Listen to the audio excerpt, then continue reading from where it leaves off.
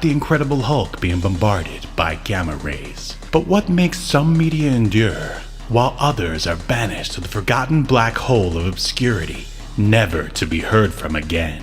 Who or what decides this? Hetero life mates Steve and Yahel want to know, and they want to know now. This is Obscurity Now. Alright, what's up everybody? Welcome to another episode of Obscurity Now. My name is Steve, and with me is my tag team partner. Hey, Yahel and Steve, what will you do? What are you born to say? Will you measure up when people make it so hard with no holds barred? I don't know, you jockass. Quit asking me questions. That's the lyrics from the No Holds Barred theme, I presume? Yeah. That's like going into the I guess the chorus. You know, it's like a 4-minute long chorus to me, that whole song. There's no verses. It's all killer, no filler. If only it was a song and not a movie, too. It is a song. At the end, they play the No Holds Barred theme. Yeah, I know. I mean, only a song and nothing else to go with it. If you get what I'm saying here. I see. All right, everyone. Welcome once again to Obscurity Now. If you're joining us live and you have to leave to go to the bathroom, or maybe you have a wrestling match somewhere that you have to attend, you can always catch the rest of the episode on YouTube and or in podcast version. They will be available tomorrow on our YouTube channel. And, of course, I guess it replays on Twitch for a little while before it deletes itself. Yahel, how's it going? It's going well. I had an interesting time watching this film. My back feels better from watching the movie. That's how powerful the tour de force of Hulk Hogan's acting is. How are you? I thought I'm doing great now that I know that your back has been healed through the power of Hulkamania.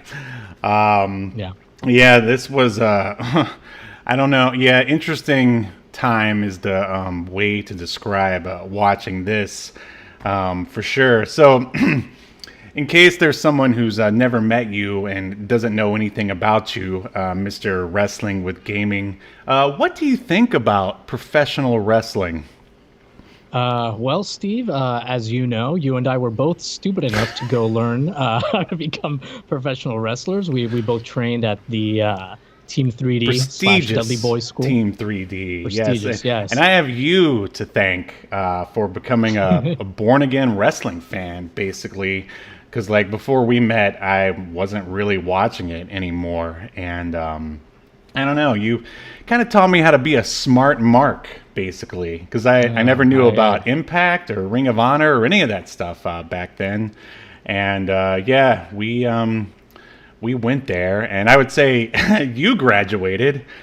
Yeah, I graduated. If there is a graduation, I mean, I dropped out, but that's only because I had to go to Singapore to teach those people how to wrestle with my 6 months of training.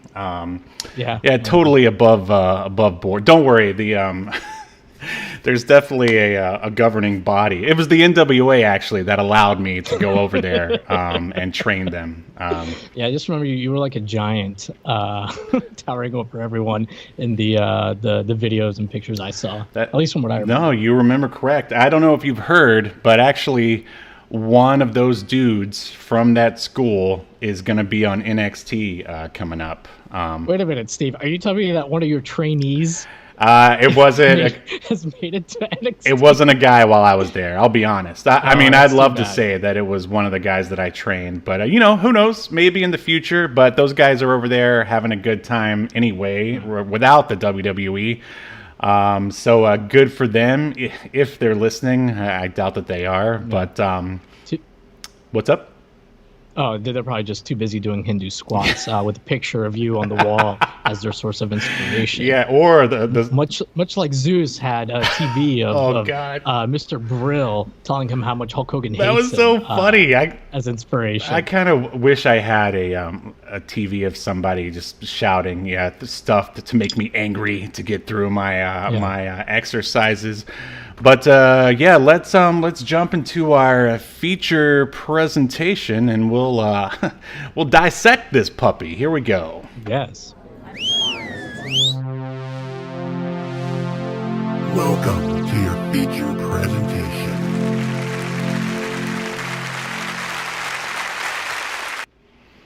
All right, here we are. My goodness. So, No Holds Barred. The Hulk Hogan's first feature film. I think prior to this, I remember he was on an episode of the A-Team at one point. Well, he was. I don't know. We did a Rocky 3 or whichever. Oh, Rocky he was in right. come How out could I before this. forget that? How could I? But this is his first time starring. And boy, does it show. So, what is your history with No Holds Barred, the feature film?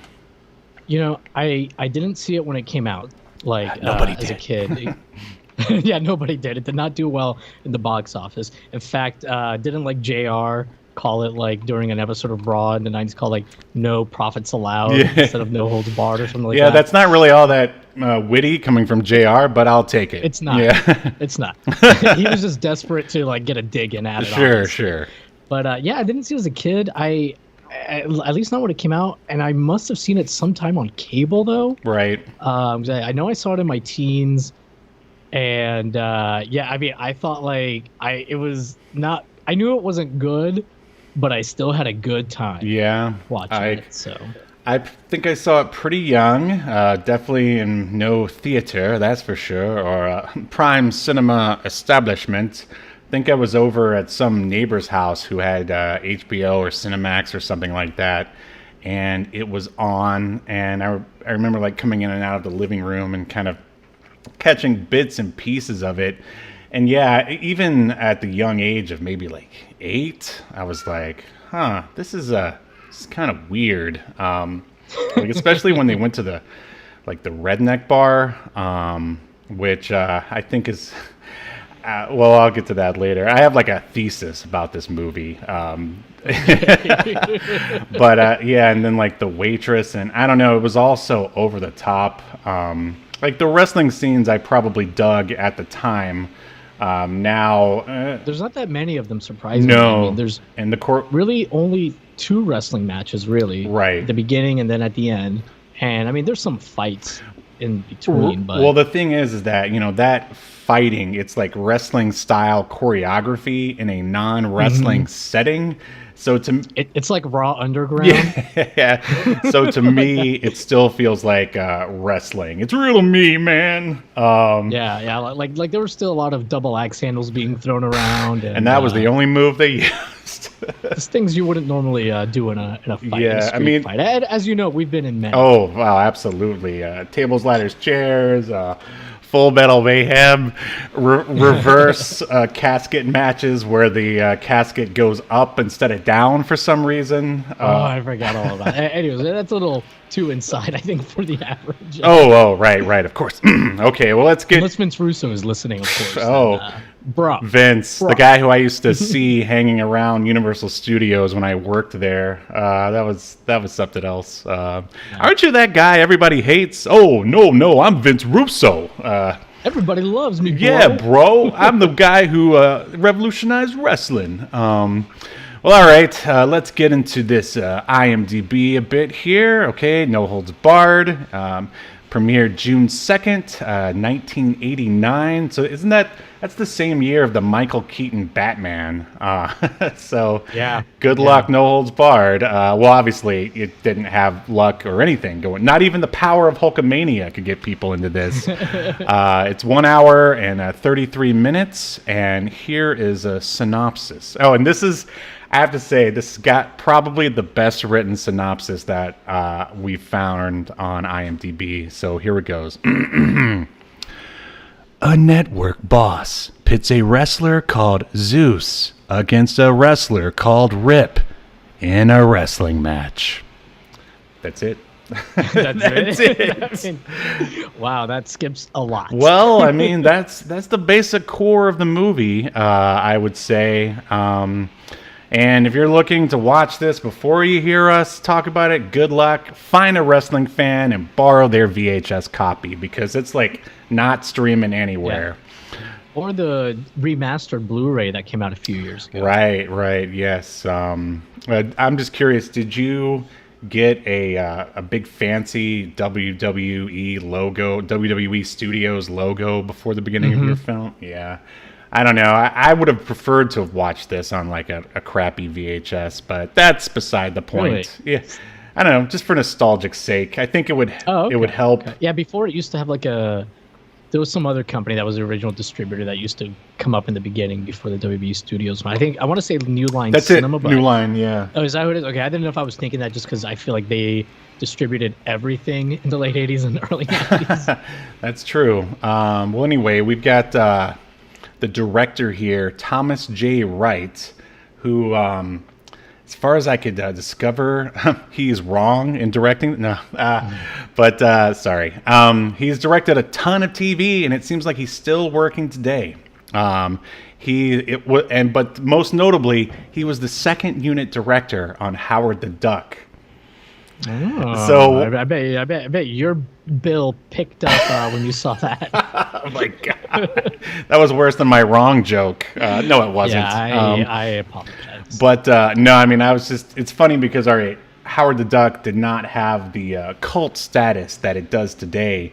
So I mean, I just think it's funny that who are you going to get to direct your your first feature? Because this is basically Vince's and Hulk's like first feature together. Who are you going to get? Yeah. The second unit director of Howard the Duck. He's gonna make my feature a dream. And he also directed some Highlander episodes, which I think we got to get a Highlander connection thing going. Yeah, definitely. Did you happen to check out Dennis Hacken, pun intended, the writer of this film? Did you check out any of his credits?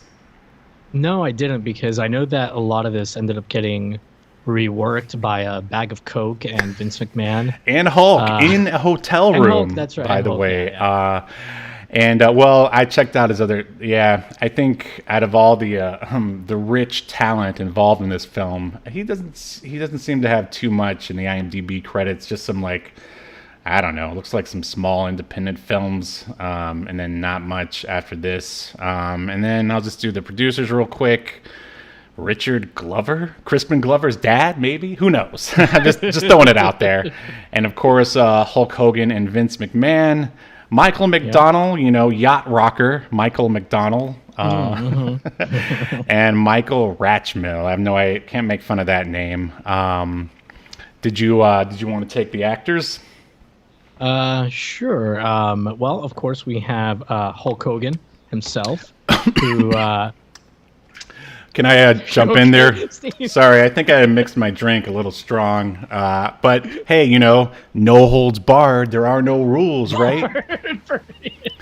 But I just want to jump in on Hulk here, whose real name is Terry Bollea. So just like in Tropic Thunder, he's a dude playing a dude who's playing a dude. Think about that. Yeah, it's the character of Rip is basically Hulk Hogan, the WWF character. But I am sure that they named him Rip to avoid having to pay Marvel royalties, because they to use the Hulk name, like they always had to pay Marvel. Sure. Anyways, then we have Joan Severance, great last name, as Samantha, the love interest. She didn't have it seemed like she was in a lot of Skinamaxy type stuff. Yes. It looks like she's still Maybe working. your neighbor showed you that stuff too. Your childhood neighbor. No, that wasn't on. Sadly, after No Holds Barred. But no, I've seen her in other stuff. Like nothing like too notable, I'd say. But yeah, But this next guy, go ahead. Kurt Fuller. I mean, this guy's a legend. He is. Of playing bad guys. Do you want to spout off some of the roles that he's famous for? Well, I know him mostly from Psych. He plays the coroner on Psych, really hilarious. And then, I'm going to go with an obscure reference here because that's what this podcast is all about. Have you ever heard of or seen the film Miracle Mile? No, but while researching this stuff today, I did read an interview where he talks about it. Yeah, you should definitely check it out. It's awesome. It's basically just one of those movies where the world is going to end, and and it's like one of his earliest roles, and it doesn't end the way you think it's going to end. So you should check that film out. You can take the rest. Okay. Well, Kurt Fuller, I also want to point out, he's like been recently in, I don't watch it, but Supernatural. Saw that. He's like in a ton of those episodes. And Mark Pellegrino, the guy that plays Randy, Hulk Hogan's little brother. By the way, they made Hulk Hogan's little brother named Randy. You think that's some kind of dig at Randy Savage? Oh, I think this whole movie is reference? a dig, but that's part of my thesis. Okay. My hypothesis. Well, Mark Pellegrino has been in a ton of stuff. Like, he's still acting, but he and Kurt Fuller were in a bunch of episodes of Supernatural. Nice. But Kurt Fuller also was he was the second to last. He almost got the role of the Doctor on Star Trek Voyager. So he didn't quite make it. He didn't quite make it to a Star Trek show, unfortunately. But you know who did, Steve? Who? Tom Tiny Lister. He was Clang. Oh, no way. All right, here it comes. We just entered another Star Trek connection.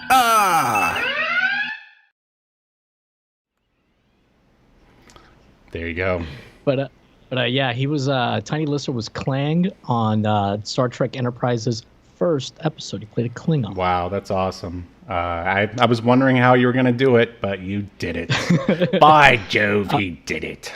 He was really the only one on the cast, unfortunately. Sure. But I mean, those are the main people. I mean, Charles Levin, he was in a bunch of stuff too. There's a lot of familiar faces, I would say here, but nobody that's ever been like a leading man or woman. No. I mean, there's anything. a huge list here that we don't need to go over. However, of course, Jesse Ventura is in there at the beginning, not looking happy to be there. I'm sure he was just like, why is it Hulk and not me?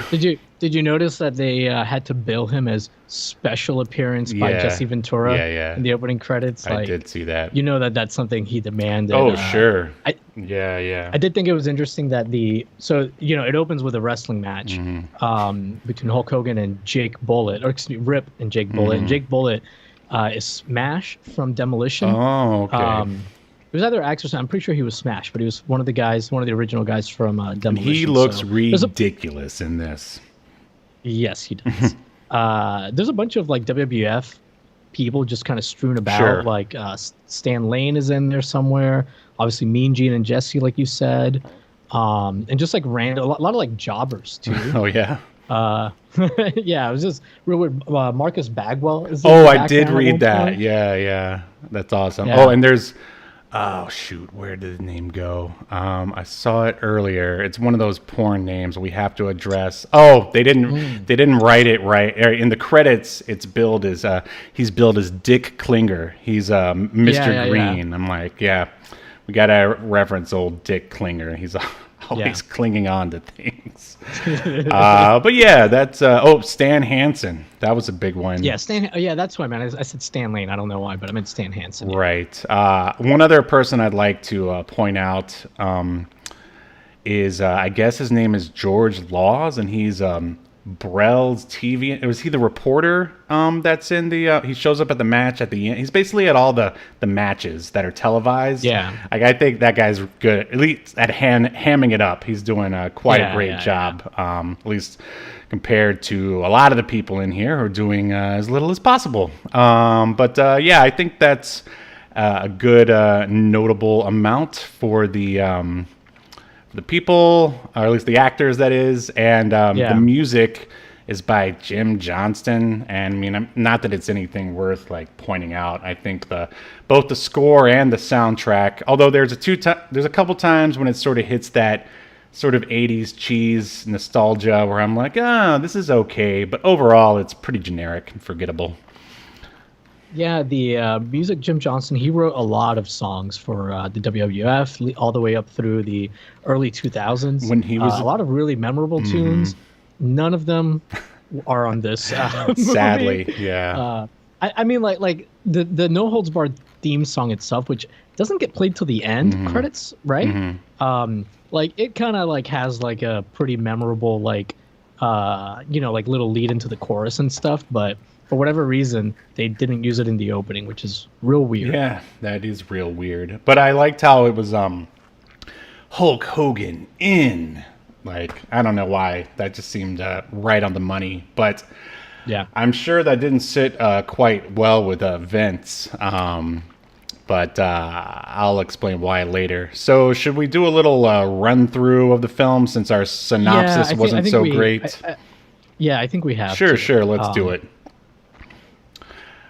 So, as Yahel said, this starts out with a wrestling match featuring white meat babyface Rip, who is basically just Hulk Hogan in this world. And I think that was one of the things that kind of confused me when I first watched this as an 8-year-old. I'm like, why does Hulk Hogan have a different name? I mean, that's clearly him. Why would they call him something different?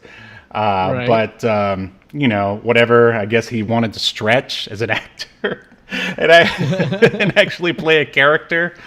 Yeah, so he's going, he's having a wrestling match. Everyone loves him because, of course, he's Rip or / Hulk Hogan. Tan and thick. What's not to love? Oh, yeah, and roided up beyond belief. Like, this movie, there's so much, like, grunting and breathing in this movie that it's hilarious. Yeah. But, I mean, that's, I guess, what 80s WWF was all about.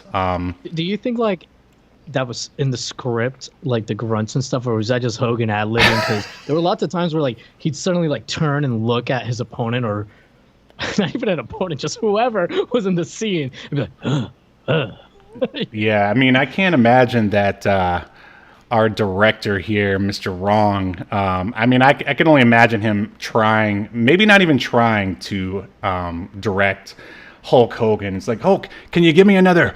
Ooh.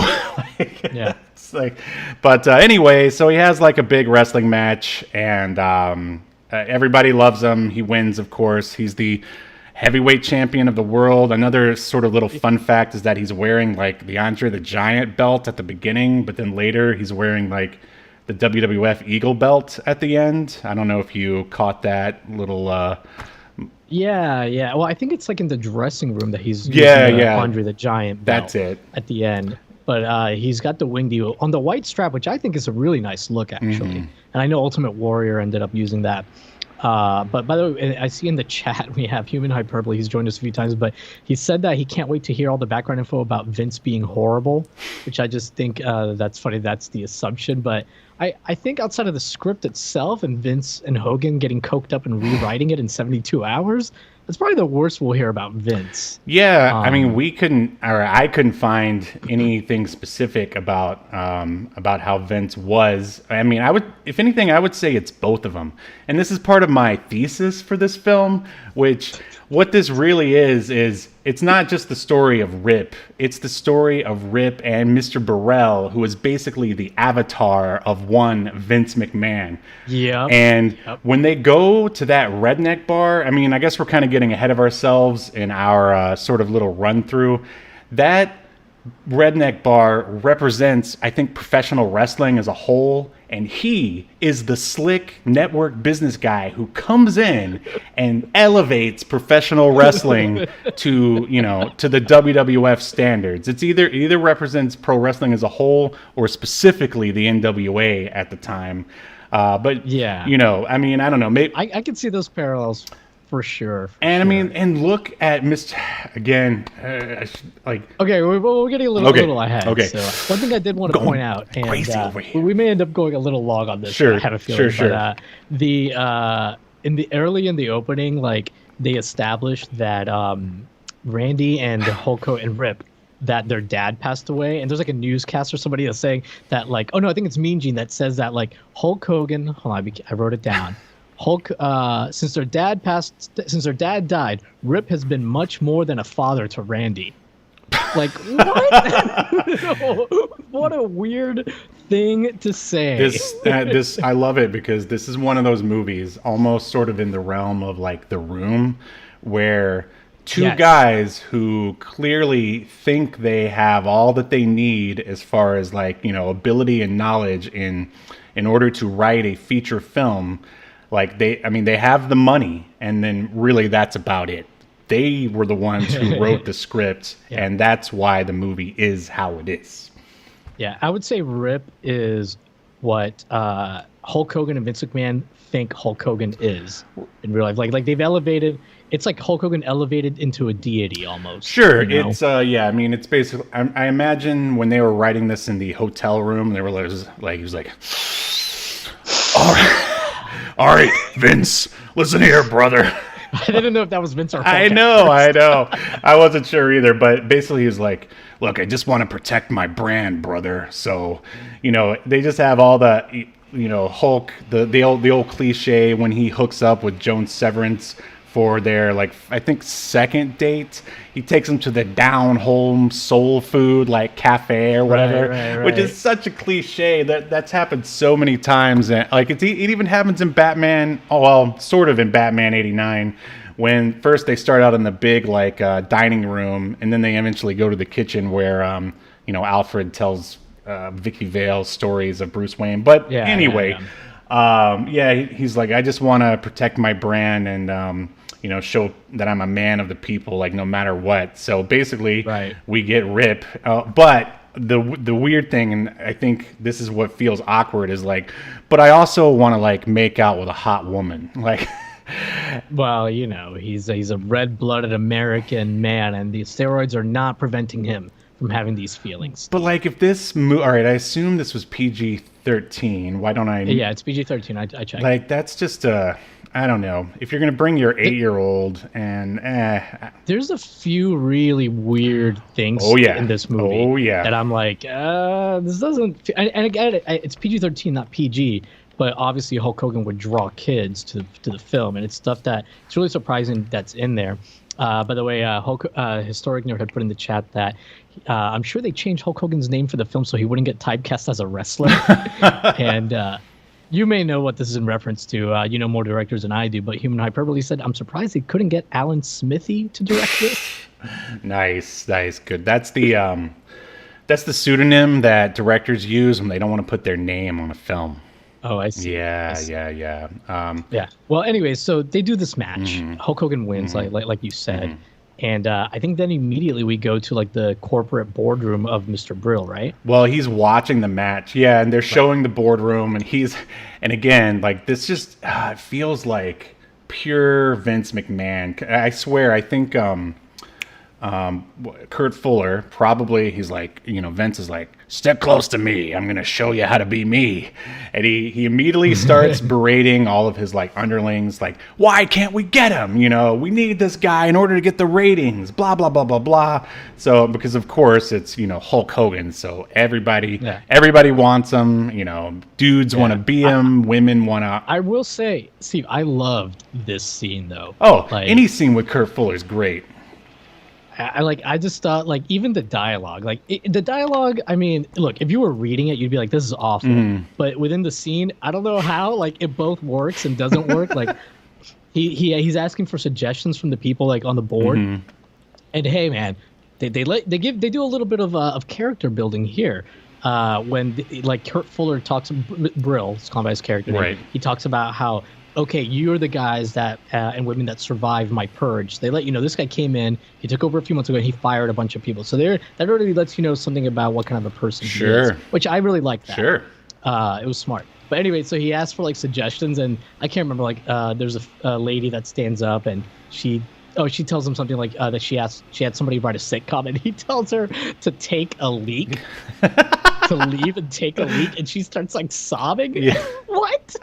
I know, that's so bizarre.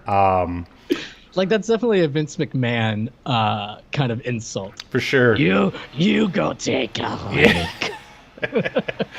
Yeah, you got that right. Yeah, I think they're probably, I imagine the first drafts of this film done by Mr. Hackney, the one that was turned down that Vince and Hulk like worked on before, it was, I assume, or I propose that it was more Rip based and was probably kind of like a Rocky or a Karate Kid kind of thing. But that wasn't gonna sit well with Mr. McMahon. As Human Hyperbole said, definitely a normal human insult from not a deranged mind. Well, who calls people a jockass? Like, I've never heard that insult in my entire life. And what's weird? It's only said like 5 times, but it feels like they say it 30 times. I know. I mean, and I like that it was his dying word. Spoiler alert. Anyway, moving on. So yeah, he completely rags on his underlings, and that's like and it only gets worse for like the two guys who are like immediately below him. But yeah, so all right. So he basically sends everyone out, and he's like, "We need to get Rip no matter what." Right, right. And somehow they get him there, like pretty much in the next scene. And he's dressed like he's already ready for a wrestling match. I mean, I guess you're supposed to be ready at any time. But he's wearing like a full spandex outfit, like a spandex shirt, spandex tights, which I guess aren't. I don't want to say that they're normal, but they're I guess they're the least out of place. But his gloves are like also matching red and black spandex gloves. Yeah. He's wearing like, what is this? It looks like he, I don't know, raided the set of Thriller or something. I don't know. Yeah. And then Mr. Brill tries to do the thing where he offers him a blank check. Tries to talk him up. Hogan won't take it. He says, I don't think you're understanding me or something. And so it's like a blank check. And then Hogan like starts, I love this scene. Hogan starts laughing. Mr. Brill starts laughing. Then Hogan grabs Mr. Brill and says, I won't be around when this check clears, and stuffs it down his mouth. Yeah. And I read an interview with Kurt Fuller where he said that like of Hogan, he said that he was like pleasant to work with, and he had nothing but good things to say about him then. And then he says, so I'm really surprised to see all the things that have come out about him since. But anyways, he said that like Hogan didn't realize that, in movies, you fake everything. And he's like, when these guys are wrestling, a lot of the stuff, they really kind of do it and use force. So he literally really shoved the check down his throat, and he was starting to actually choke. Oh, wow. And then Hogan had to be told by the director, hey, man, you're supposed to fake this stuff. And Hogan was like, oh, I didn't know this was fake. Oh. I'm sorry. I mean, he's been faking everything his entire life. How could he not so know? Weird. That is weird. Yeah, like some other little fun facts is I think he accidentally broke Zeus's nose at one point. Yeah. But yeah, that scene was pretty hilarious. I don't know. Hogan as an actor in this is pretty, just, I don't know, somewhat interesting to watch, just because, like, all right, clearly he doesn't really know how to act. So he's basically playing, I assume Terry Bollea in real life is a very laid back guy. So he's that through most of this. But then when it's time to like get into like a fight or whatever, he turns into regular in-ring Hulk, which is like the breathing and the shaking and well, human hyperbole asks, is this shades of Scorpion King acting level? And I would say his acting here is better than Rock's acting in Scorpion King, because I think Rock, at least then, Rock was really trying. Hulk Hogan seems to be aware that he's not great. Yeah. And he doesn't really like necessarily try to. And when there's an opportunity for him to be hammy, he knows he's good at that, and he takes it. Right. Yeah. He's like a 0 or a 100, like in terms of intensity, I guess. And I do love this scene where he, I don't know if he cried for real, but we got to see tears in Hulk's eyes. Oh yeah. Later on when his little brother, he has his back broken or whatever by Zeus.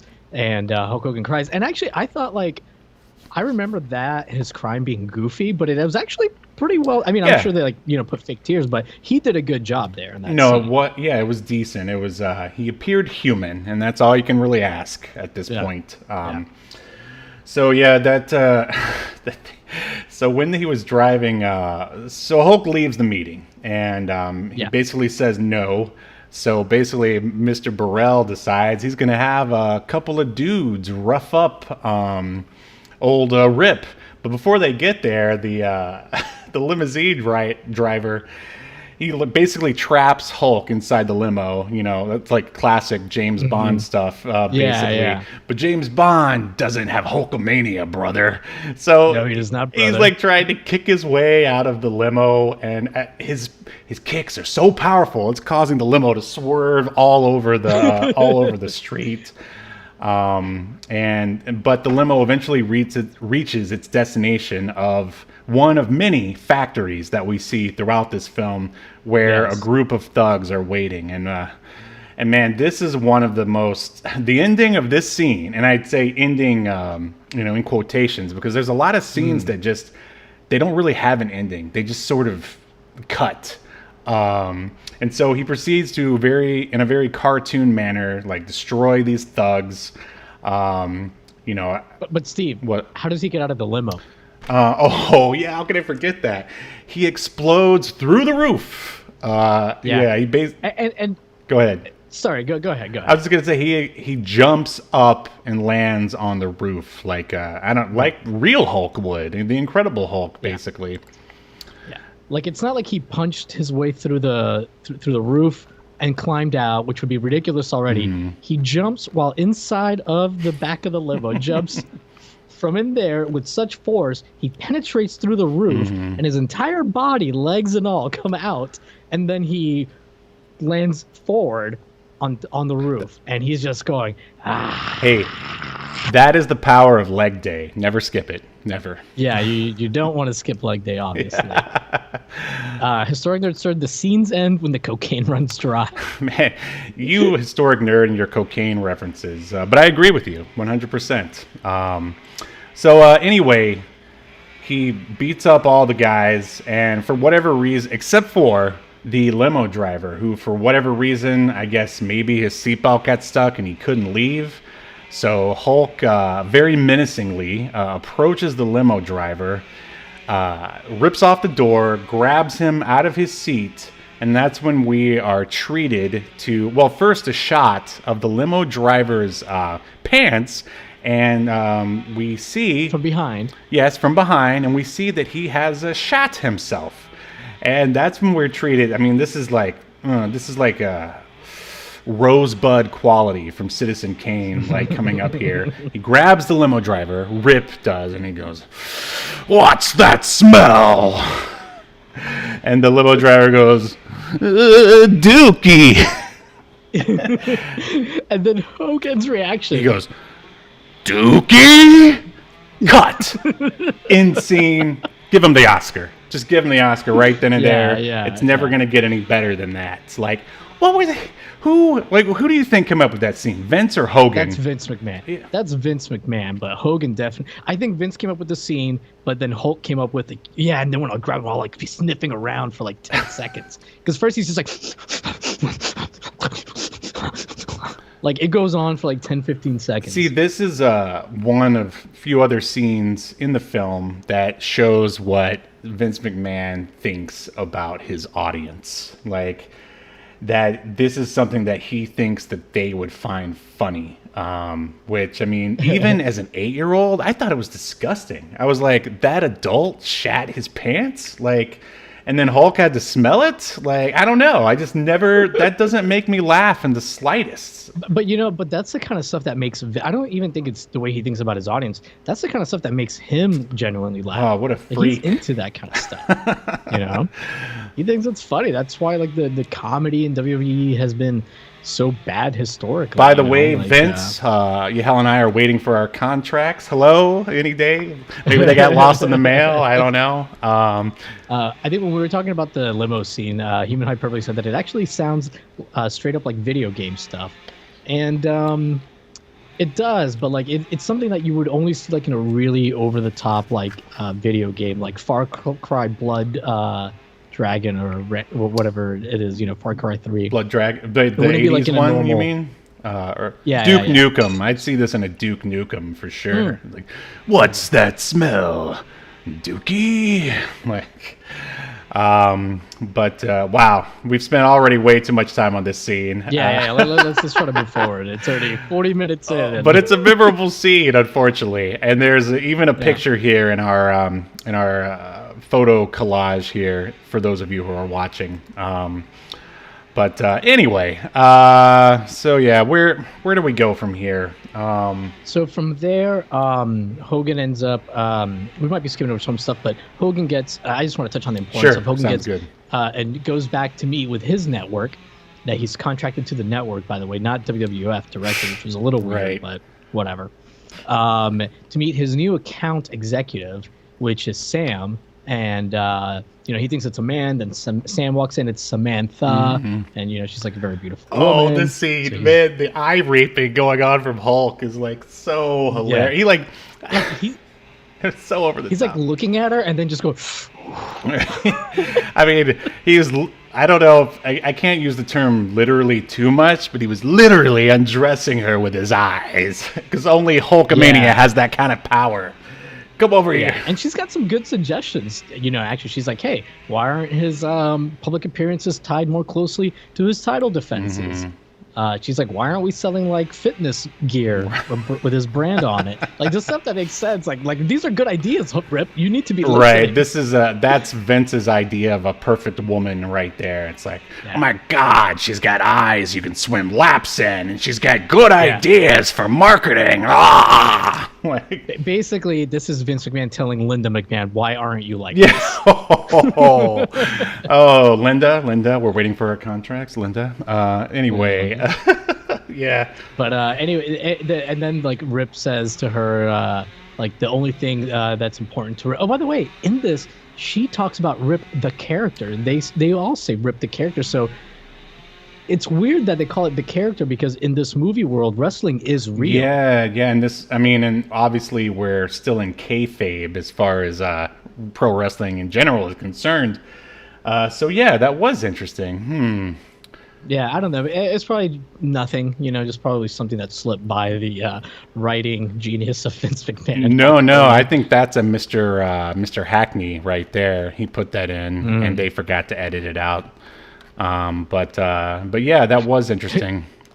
Historic Nerd said, I don't believe Hulk Hogan would undress someone with his eyes. He's clearly doing calculations on where to hit her with a chair. Which could be correct. I don't. But yeah. Anyways, Rip says something like, "Oh, the only thing Rip cares about is his charity work." Right, of course. They go to a dinner. He says, "Can we talk about it later?" She's fine. Dinner, fancy. Can we talk about what the all white suit that Hulk was wearing in that? I thought it was a good look. I don't know. I would never go all white, especially after Labor Day, but that's just me. Yeah. I'm surprised it wasn't. I think, Steve, because he represents all that's good. You'll notice Zeus is always dressed in white. I mean, in black. Zeus is always in black. Hulk's in white. Whoa! You're blowing my mind here. I mean, I'm sorry I have to explain these things to you, Steve, but Rosebud. But yeah, and then Hulk Hogan, he's well known at this French restaurant, but she thinks that he's not gonna even find anything that he likes to eat on the menu, and then the chef comes out and everybody that works there, and Hulk Hogan says 3 words in French to them. Oh, he's so worldly. Oh my goodness. I love that. I wonder who came up with it again. It was the busboy was waving at Hulk, and I mean, he has to show that he's a man of the people in every single scene. He knows everyone from the snooty French waiters all the way down to the ethnically ambiguous busboy. Yeah. They do that a lot throughout this. But yeah. Anyways, what comes after this? Good question. Well, it doesn't matter. Eventually, they end up finding about the battle, or about that bar that's got the underground fighting. This is when we switch to Mr. Burrell's story, I would say. And he and his basically what's his name? I can't think of the Briscoe guys. His underlings? Yeah, his underlings. I was trying to compare them to Attitude Era guys, but never mind. Briscoe and the other guy. Exactly. Them. They decide to, I guess they've heard through the grapevine that there's tough man contests at this redneck bar.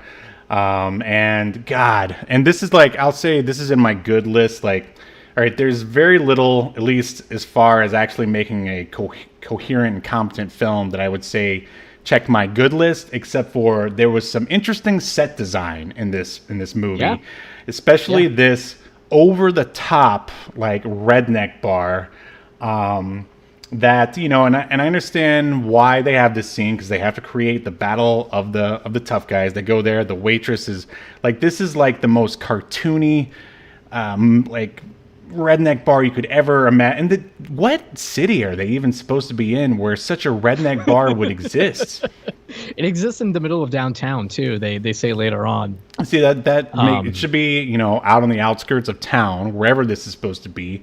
But we all know what this place really is. It's a metaphor for professional wrestling, or the NWA, because here comes the slick TV guys, Mr. Burrell and his dudes, to elevate this place, you know, into a TV show that can make money. Yeah. And I did think it was really funny though when his two underlings go to pee. I wasn't gonna move forward without talking that. I mean, God, that scene was so. I don't like to use the word cringe that much, but like, God, what was that whole scene was pointless. He just wanted to show that his underlings had little dicks. What was the point of that? They just wanted to talk about them having small penises. Yeah, what? Like, I just like. It's so weird. Yeah, Vince was like, "Oh, wouldn't it be funny if I showed that my second and third in command, they had little dicks?" What do you think about that, Terry? Terry, stop smoking weed and get back over here. But that's basically what it is. I did think it was pretty funny though that guy overhears them. The guy that one of the fighters from the bar, one of the redneck fighters, overhears Burrell's two underlings insulting everybody there while they're peeing, and he comes out and instead of beating them up, he they're peeing, so he just like grabs them and looks down at their penises. He's like, "What do we have here? One little tiddly."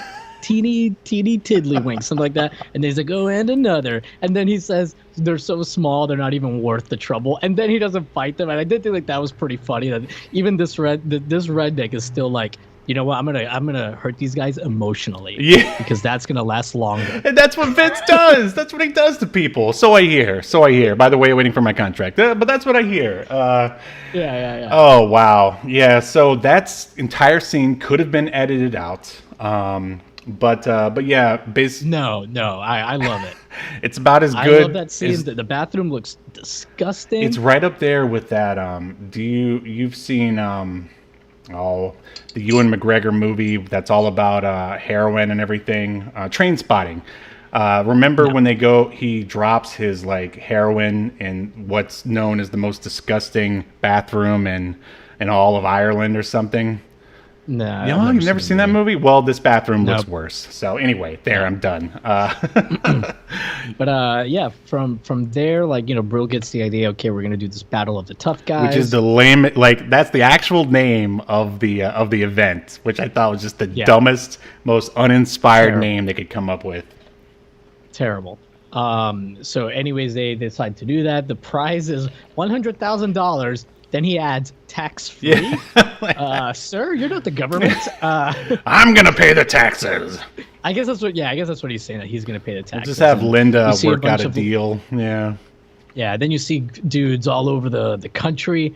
Tough dudes doing tough jobs like construction and playing pool. Right. That was driving a truck. Yeah, there was always a lot of like like factory. I guess they were really trying to appeal to quote unquote middle America with this movie.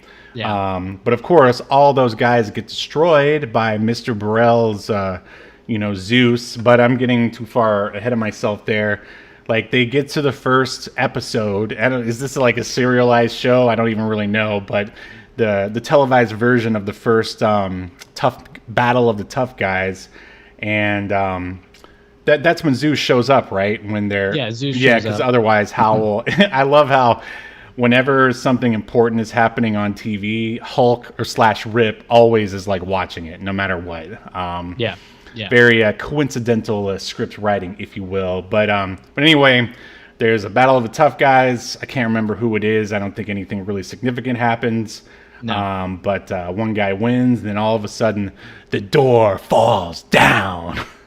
And in comes Zeus, who has just stolen a spotlight and aimed it at his back. So he has just the perfect lighting to enter as dramatically as possible.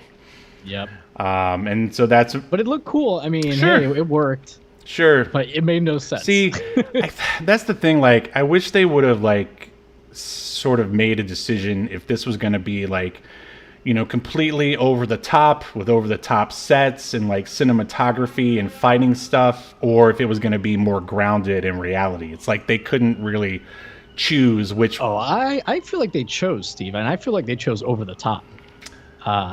Because to me, the only scenes that are like not over the top are, and actually, I think it kind of comes up after this, after like Zeus. So we should probably finish talking about Zeus. Zeus gets introduced.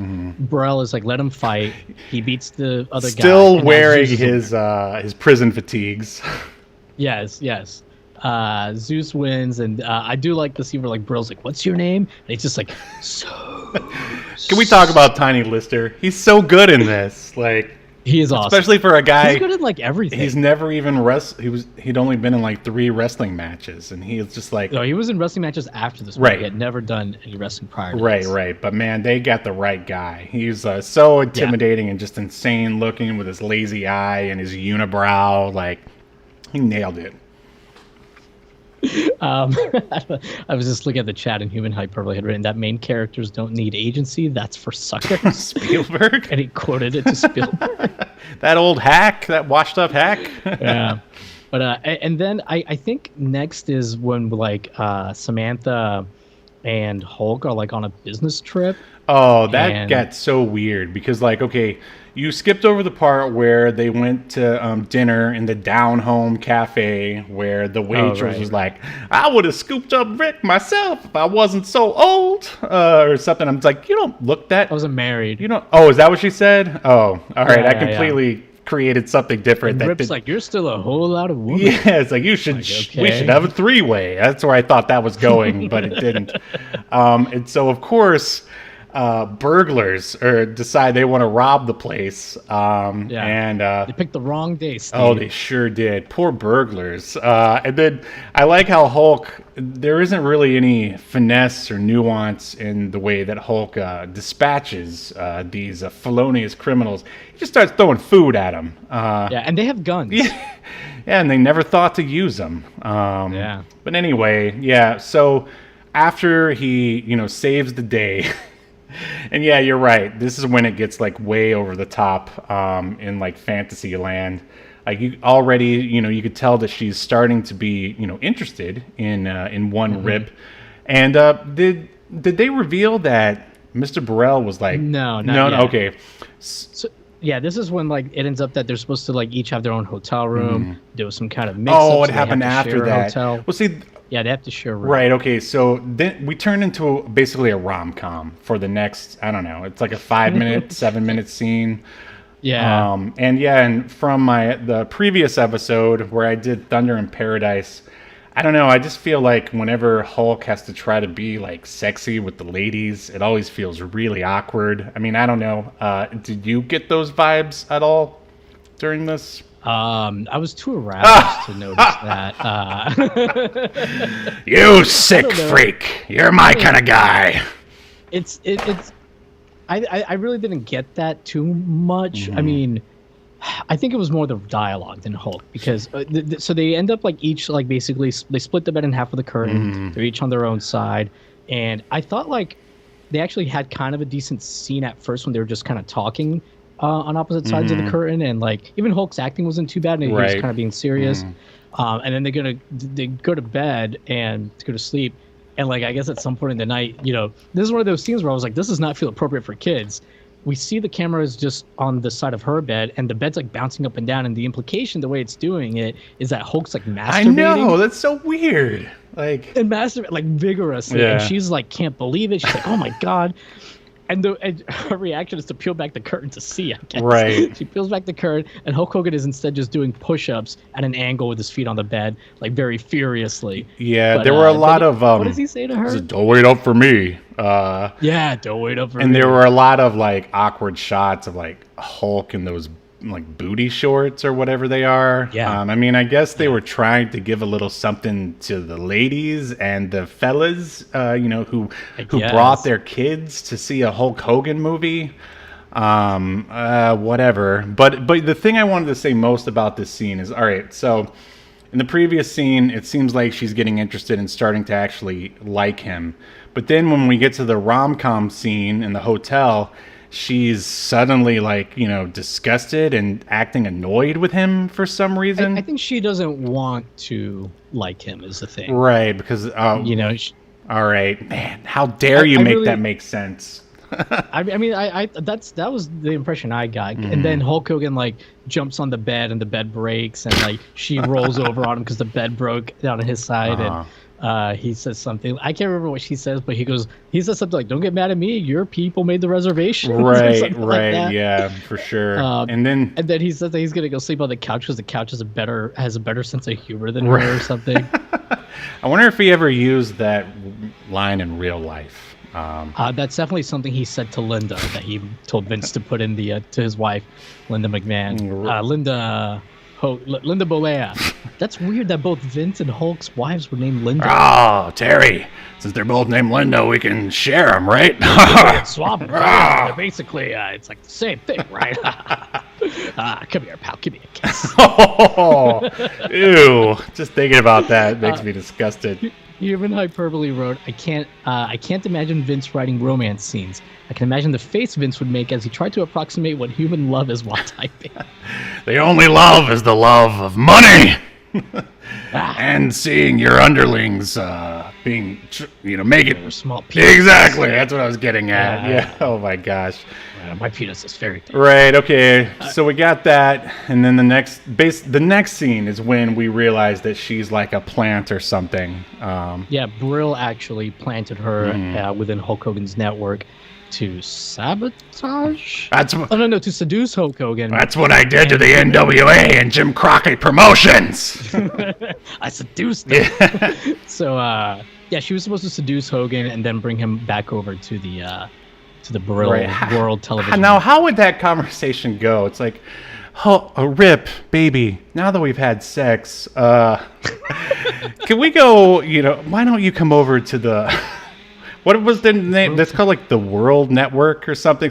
World Television Network. Which is just as lame as calling it the Battle of the Tough Guys. But imagination wasn't like the first strong suit of Vince and Terry here when they were writing this.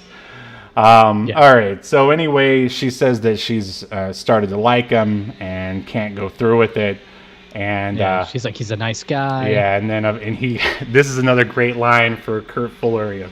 I eat nice guys for breakfast, which is, pretty cliche, but still coming from him, it sounds awesome. Yeah. He's so good. So good. Yeah. Yeah. The funny thing, in the interview I read from him, he was saying that he felt his acting, not just in No Holds Barred, but just from this time in general, was awful. That he didn't know. Man, I wonder if we listened to the same interview, because I've heard him say that before too. I read 2 interviews where he said that, and so it's interesting because I thought for the character he's playing and the setting and the bigness and loudness of everything in this movie, I thought he played the part. I mean, obviously he, Vince McMahon signed off on it, and I even wonder, when Vince started to appear in front of the camera, like, is he imitating Kurt Fuller from this movie, or it's just something to think about. It's like, it's something I won't be thinking about, but you'll think about it. That's actually a good. You bastard. But yeah, then from there, I ate good points for breakfast. From there, she tells Hogan, she confesses.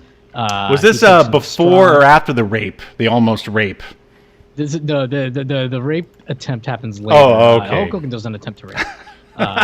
But they end up on the couch, they kiss, and of course, on TV is conveniently, what's his face? Zeus challenges Rip, and they just happen to be watching the TV. By the way, there was in the background of Hogan's house, way in the back, there was a Commodore 64. Oh, I hate that I missed that. Who is using this Commodore 64?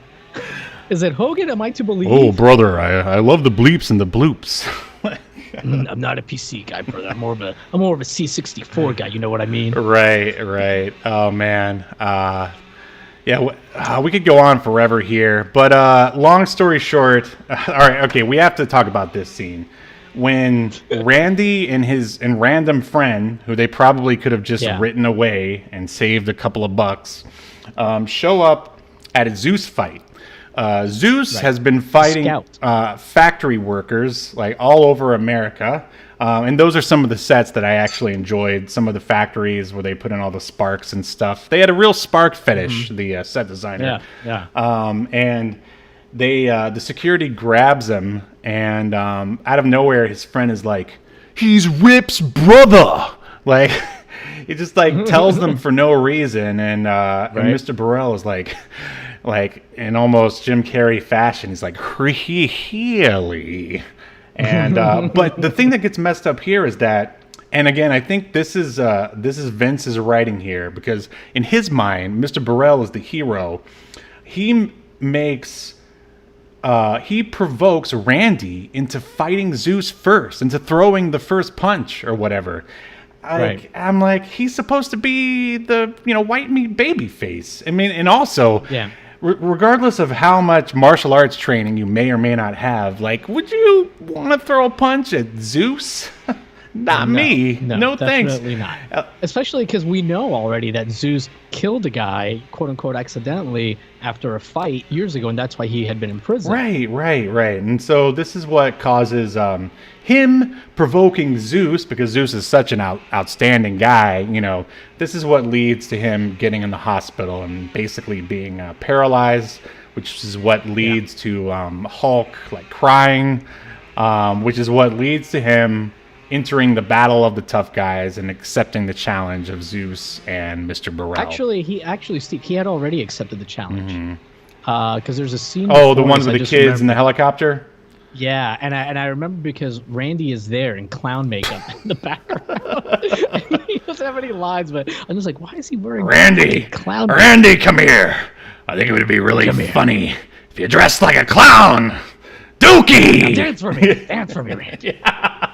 Now shit yourself. All right, well, now that you've shit yourself, go talk to Hulk. Yeah, get out of my sight. Yeah. You like smelling it. So he had already accepted it, and that's why Randy went to go scout Zeus. Wow. So they really had to like double down on him accepting the challenge, I guess. Like, not only it wasn't enough for Rip to do it for all the Ripomaniacs, he had to do it for Randy as well. So but this is what prompts Rip to go find Zeus's workout area. He destroys another his gym pointless scene. So hilarious but pointless.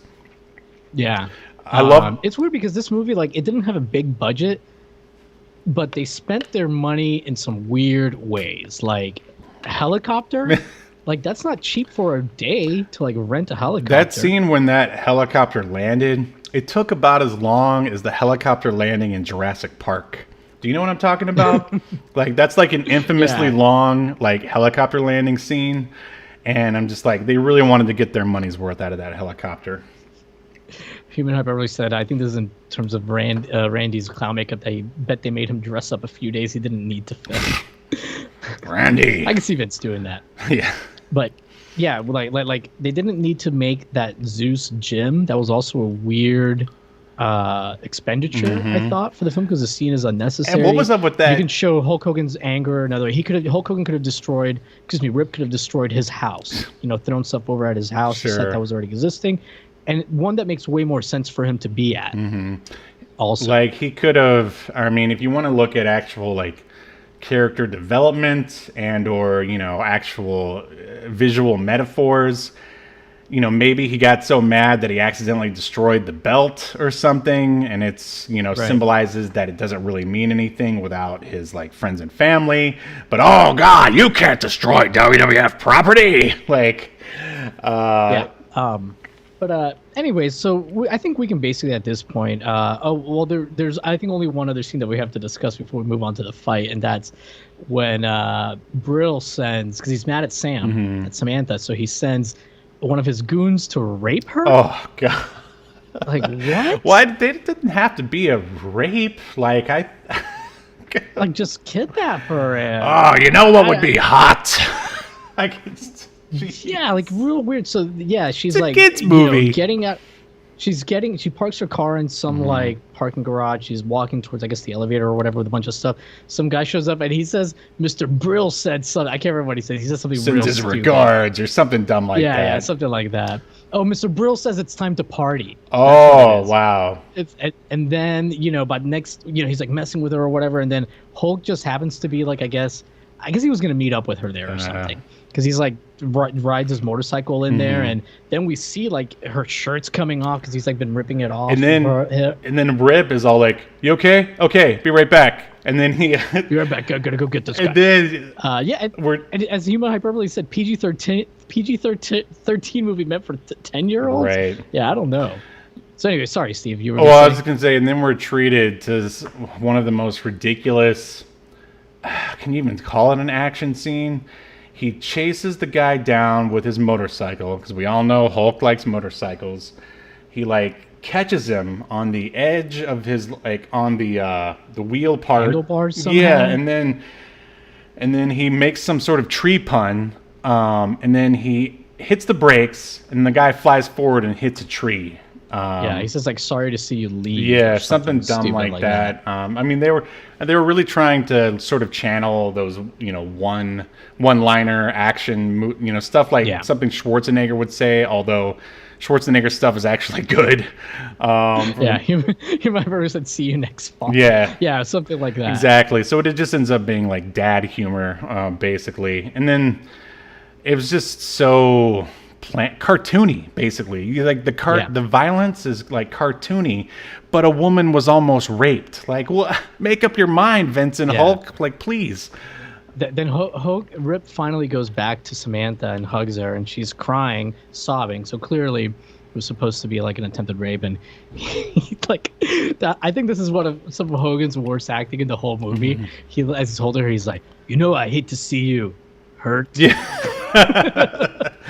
Yeah, it was pretty odd. Whenever he has to do, aside from the scene when he cried about his brother, whenever he has to be serious, you can tell that it's kind of a strain for him. The crack show more. Yeah, for sure. Because life is just a dream, or life is such a breeze for Terry Bollea. Yeah.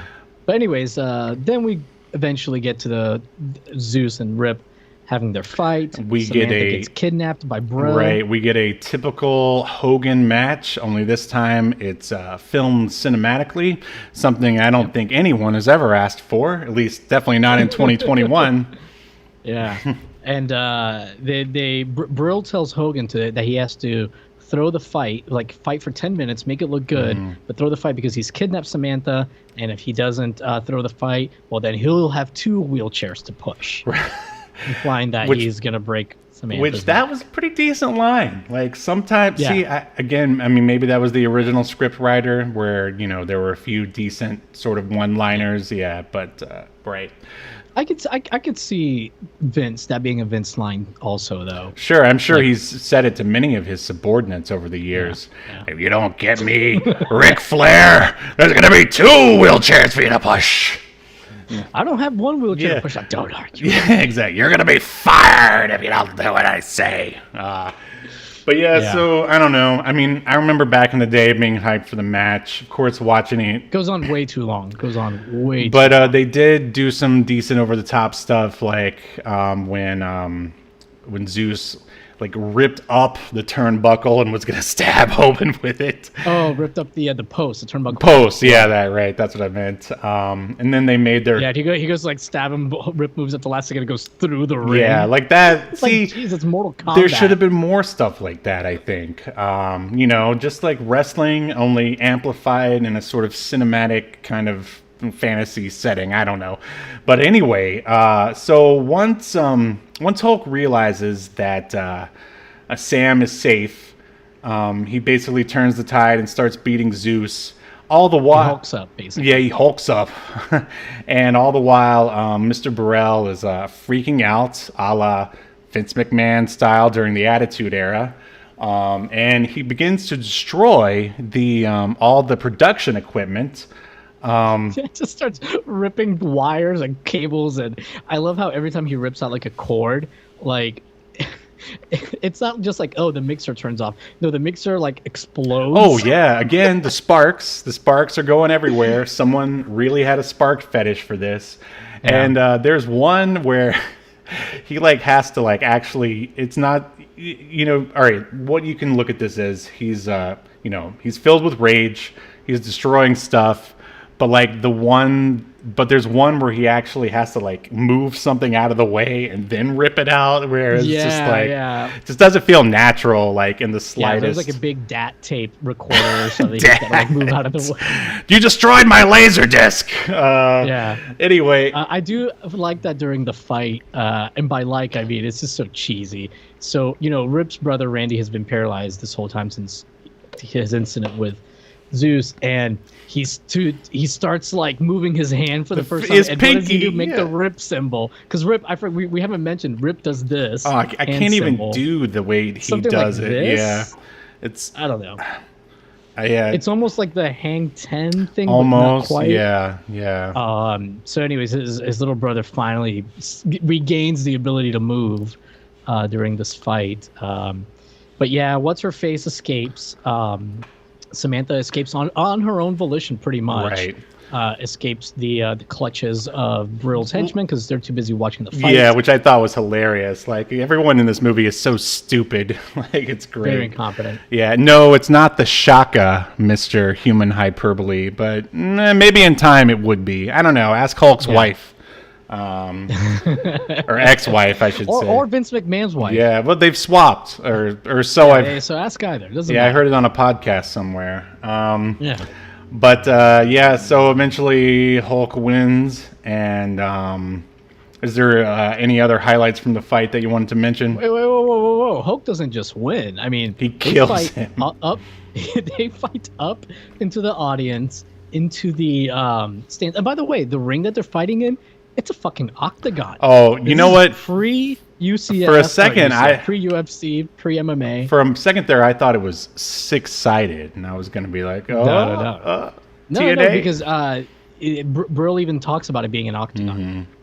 So yeah, it's an octagon that they fight in, which So someone rips off No Holds Barred, is what we're saying here. So did No Holds Barred invented the UFC, basically, if you think about it, because the Battle of the Tough Guys, it's no rules, no nothing. And that's how the UFC was initially. Wow, what a cultural powerhouse No Holds Barred has turned out to be. Yeah, Steve, I think you really are not understanding the magnitude of this film's impact on I'm culture, understanding it. Are you understanding it, chat room? Well, anyway, so Hogan and Rip and Zeus fight up to like near the area where Brill was at with all the network equipment that he's been destroying, all the TV equipment. Eventually, Hulk might have gotten two people killed. He gives Zeus a big double axe handle, and he falls like, I don't know, 40 feet down into, maybe not that much, like 20 feet down into the ring. The ring breaks, goes right through it. Then he turns to look at Brill. Hulk Hogan throws a chair at the glass windows that are like in front of Brill, and Brill just keeps backing up and backs up into all this exposed electricity that he from the himself equipment. did. Yeah. Right. He gets electrocuted, and he very slowly slumps down. You see blood coming down from his mouth, and Hogan's face is just kind of like, oh, oops. And then Hogan just makes his way down. Does Hogan try to get help for him? No. Are there any medics going to tend Zeus? No. And what does the crowd do? Are they horrified that a man was just electrocuted? They cheer. Yes. They cheer. Because that's our hero, Rip. Yeah, I mean, what a weird, Coke-fueled adventure. Yeah, I was going to say that. And, of course, the last words of one Mr. Burrell did he say, "You can't touch me, you jockass"? Like, Yeah. Just as he's backing up into the equipment, he says something like, "You can't touch me, you jockass." yeah, that's kind of like in Rocky. Well, I guess Rocky 5 was later, when the guy who's supposed to be, he's like, "Touch me and I'll sue," and then Rocky punches him and he goes, "Sue me for what?" Like, I don't know. It's like that's their attempt at something like that, I would say. Then and the film just kind of ends. Yeah, much like you the were saying earlier, Dookie scene, it just ends. Yeah, Rip makes his little hand gesture, and there's a freeze frame. Like, that's how Fade to the black. Karate Kid ended, basically. You know, right after Daniel wins the tournament, movie over, freeze frame, done. Yeah. Which, again, leads me to believe that, you know, No Holds Barred was supposed to be, you know, more of like a, you know, a Rocky / Karate Kid, almost kind of a feel-good thing until Vince and Terry did a bunch of coke and rewrote it. Yeah. So, Steve, well, I know we've already kind of talked a lot about it, but did you have anything in your good column that you didn't mention yet that you wanted to add? Yeah, I'll just go over briefly. Of course, Kurt Fuller, I think, is the main attraction of this entire movie. Let's see. Aside from that, I mean, there's a few good one-liners here and there.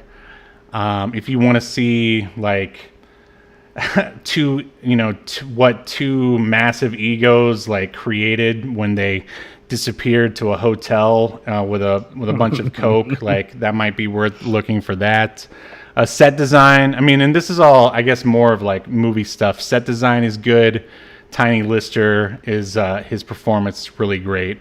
Oh, and back in the redneck bar, I like the fact that there's one single Asian guy. It's diversity and inclusion. It was going on back in '89.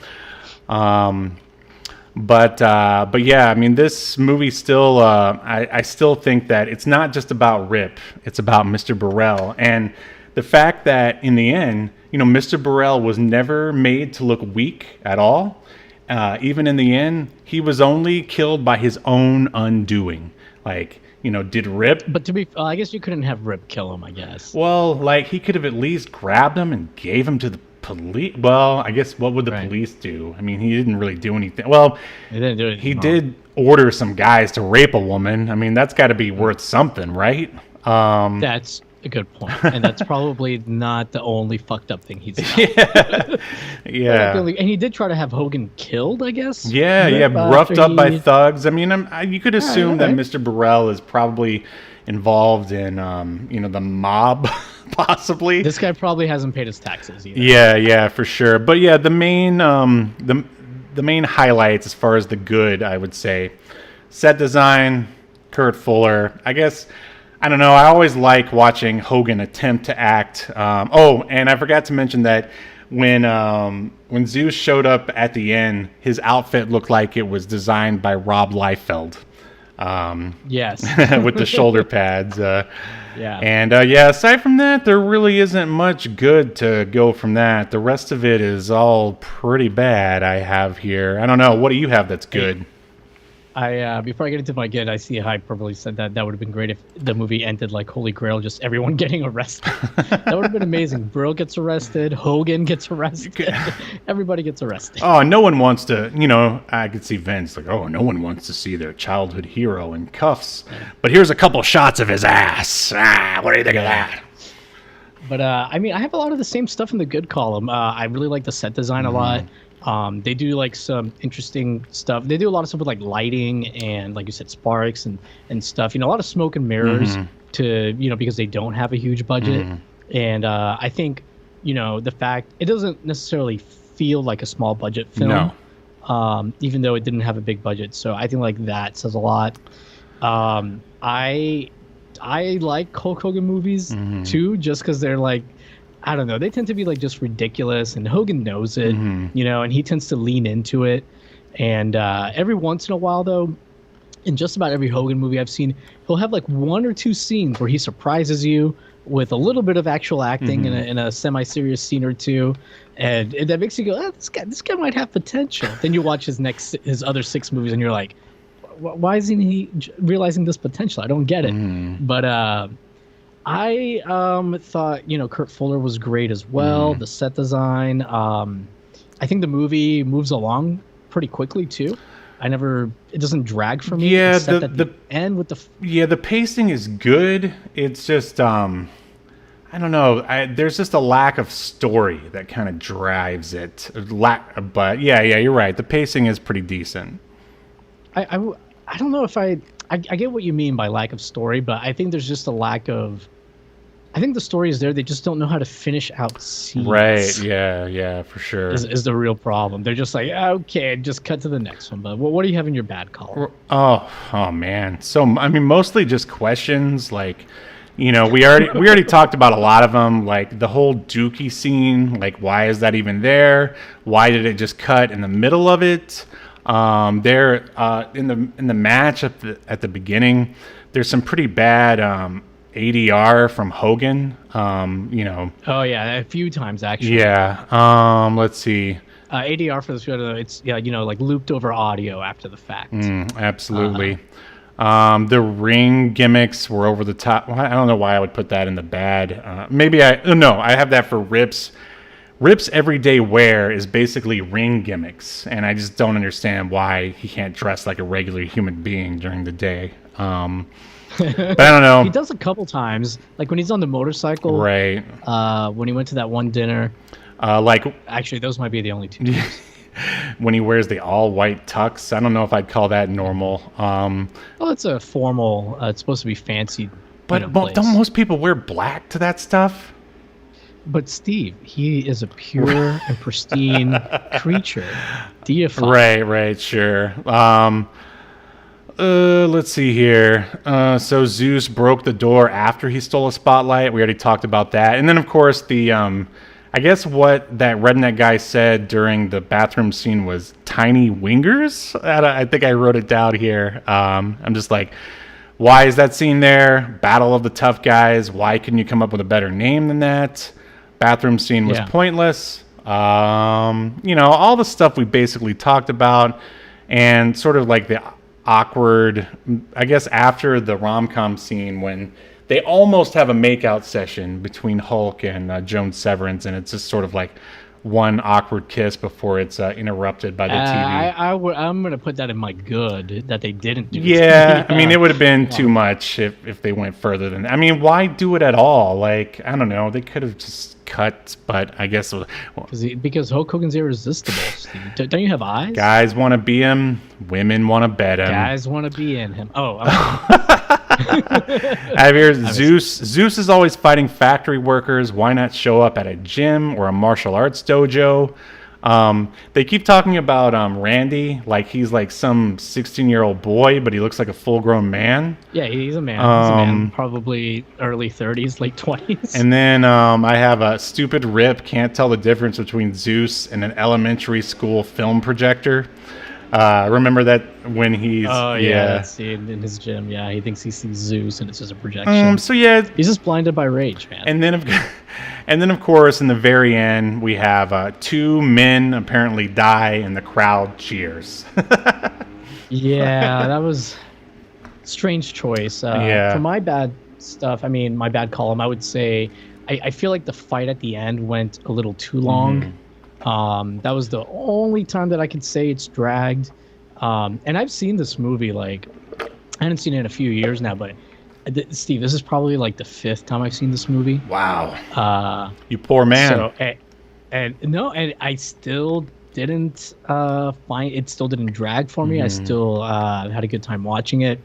It's definitely not gonna win an Oscar or anything. No. But for my bad stuff, I really don't have anything other than it's a little too long of a fight scene at the end.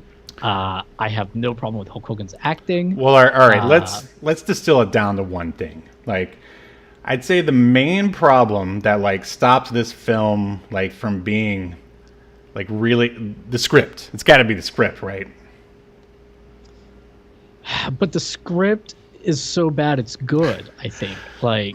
Because between how bad it is and how the actors deliver it. And earlier you said that you feel like a lot of the actors in this movie barely did anything, they barely tried. And I disagree, because even his underlings, they really hammed it up quite a bit. Well, I think that was in reference mostly to, I don't know, in certain scenes, Hulk seems like he's not interested. I had it written down here.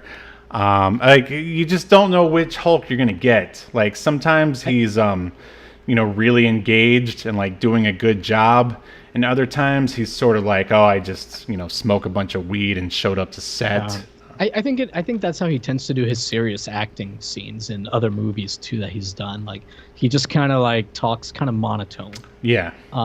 For sure. You know, and I think it's gonna sound weird, but Hulk Hogan is such, especially back then, was so charismatic that it's almost like for him to like not be larger than life. Like if you, I don't know if you've ever seen him like back when he was like interviewed like on Arsenio Hall and stuff like that. Even just when he's like talking, like he's just like a very animated, you know, was a very animated, charismatic guy. Right. So I think that's maybe direction and maybe him being like, okay, I gotta just be like this so I don't, you know, seem animated. So you think he was doing it on purpose because he thought that's what the scene needed? Well, I think that's what he thinks serious acting is. Like serious dramatic acting is.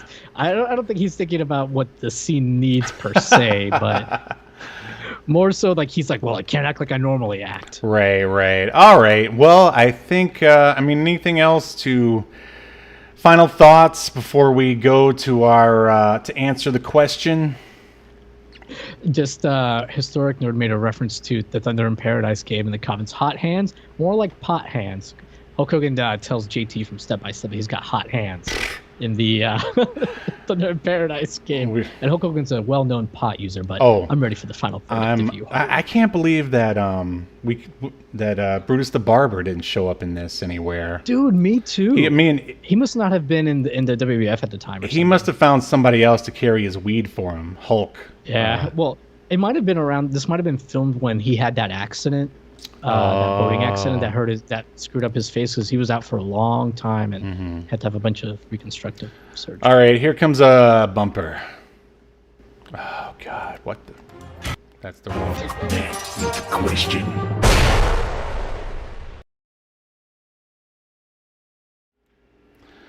All right, so does No Holds Barred stand the test of time, or should it be tossed into the pit of obscurity, never to be heard from again? Well, why don't you go ahead with your verdict? I think I know what it is. Well, all right. It's funny because this is like technically the first WWE film, kind of like Howard the Duck is the first Marvel Universe film. I think despite the fact that it is a cinematic abomination, I think it will continue to endure as long as Hulkamania is running wild. So I can't toss it into the pit of despair. So I'm going to say that it'll probably continue to endure for now. Okay, all right. Well, I thought this was more about like if we feel it should endure. Well, I mean, if you ask me that, I don't know. I'm like torn between like there's the movie guy in me versus the wrestling guy. And I think if you're I'm sorry, go ahead. And it's just hard to know, like the wrestling fan in me says yes, it should endure just because it's like Hulk Hogan's first feature. But the movie guy in me says that, you know, it's pretty awful, but it's worth it to watch it for Kurt Fuller. Yeah, let's keep it. I'm not going to toss it. I'm not going to toss it. Yeah, my vote is the same. I think like this isn't a movie you would recommend to your mother, but it's a like, you know, if you know people who enjoy bad movies, you know, so bad that they're good movies, I think this is definitely worth a watch if you're into that kind of stuff. If you're a Hulk Hogan fan, I think it's a must watch as well. And really just wrestling fans in general. Sure. But yeah, I think it's like at least, if you have at least a somewhat decent sense of humor and you know beforehand, hey, this isn't Citizen Kane, you know, that you're going to see here. Yeah, I think it should endure and it will endure. I think it's great. And I think it's pretty weird, though, that WWE remastered it like in 2012, I think it was, or 2016, something like that. And they remastered it, and when they did the marketing for it, they marketed it as a so bad it's good movie. Oh, that's how they plugged it on Raw, and in the commercials for it, there were TV commercials for this, and it was like one of the worst movies of our generation, kind of a thing. What do you think Hulk thinks about that? He's just all he thinks is like, well, are the royalty checks going to be on time? Right? Yeah, is my brand protected, brother? Brother, all I care is about my charity. My charity being me. And does he still have that beach restaurant thing down in Clearwater? I think the restaurant isn't, his name isn't attached anymore, but there's like some other thing called Hogan's Beach now or something, like a store. Oh, I always wanted to go to that. Oh, well. It wasn't that good. Oh, Jimmy Hart was always there, though. see, I wouldn't mind meeting Jimmy Hart. But anyway, all right, that's pretty much going to do it, at least for No Holds Barred. Why don't we talk about what's going to happen next? Actually, I think we can talk about what's going to happen for the next 2 weeks, Yahel. What's happening next week? Next week, good God, I hope I'm correct here, we are going to cover Darkhawk. Right, we're covering a comic book, and it's going to be a pre-tape because you're going on a vacation. Is that right? Yes. All right. To parts unknown. Oh, okay. I didn't know if you wanted to elaborate on that. I guess he's going on a drug deal or something. Who knows? No, I'm going to parts unknown to meet up with the Warrior and Undertaker and 7 of WCW. Well, you're gonna have a hard time with the Warrior. I mean, I guess he could. Is parts unknown like heaven, Yahel? Please tell me. Elaborate. Well, no, I don't. No. Also, a few weeks back, I was on the Potential podcast, being interviewed for all of my years working in theme parks, but also I was talking about this wonderful podcast / show or whatever it is. So, I don't know. If you want to hear me being interviewed somewhere else talking about theme parks in this podcast, check out the Potential podcast. Links in the description. Anything else, Yahel, before we sign off? No, just unfortunately, No Holds Barred is not really available anywhere to stream right now. It does tend to come and go from streaming services, though. So chances are it'll pop back up on Amazon Prime or Vudu or something, in the next few months. It's like Halley's Comet or a, how can I make this political? or a congressman who's honest. I've got it. It's like a good Hulk Hogan match. Oh, snap. Once in a while, you get one. All right. Well, this has been Obscurity Now. We will, it will not be live next week, but the previous week, we'll be talking about a He-Man reboot. So join us then if you like watching it live. If not, please check out our YouTube channel and subscribe, like, and share us with all your friends and family. And we'll see you next time on Obscurity Now. You've been enjoying Obscurity Now, a podcast that's recorded live to tape and streamed to Twitch and YouTube. Subscribe so you never miss an episode or hilarious quip. Take us with you by following the download links provided in the show notes to wherever you get podcasts. And take notice of our various social media links if that's what you're into. I'm not here to judge. And make sure you join us live next week at 6 p.m. Eastern, 3 p.m. Pacific as we continue to discuss more obscure media only on Obscurity Now.